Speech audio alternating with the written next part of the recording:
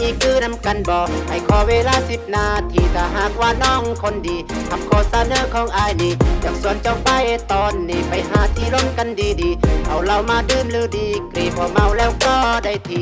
นี้เขาก็ไปอีกคือถ้าหากว่าน้องบ่เถื่อของตั้งเมื่อน้องมีเพียเพราะว่าอายคนนี้จะมีแต่เลีย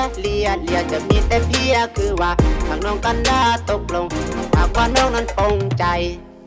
ไปน้ำบ่เฮาไปอีกคือนำกันจังใดเฮาไปนำกันบ่เฮาไปอีกคือนำกันบ่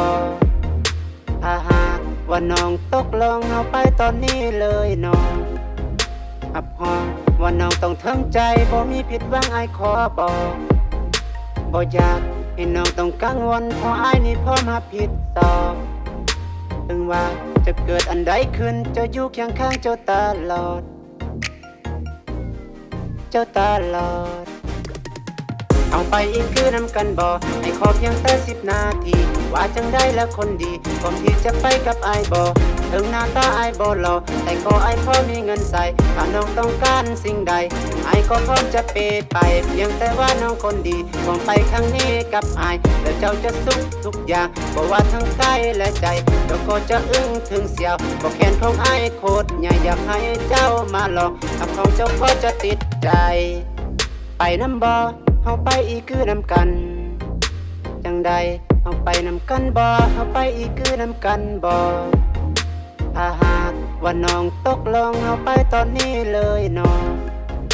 อับห้องว่าน้องต้องทั้งใจบ่มีผิดหวังอายขอบอกบ่อยากให้น้องต้องกังวลเพราะอายนี่พร้อมรับผิดชอบถึงว่าจะเกิดอันใดขึ้นจะอยู่เคียงข้างเจ้าตลอดตลอด yeah อีก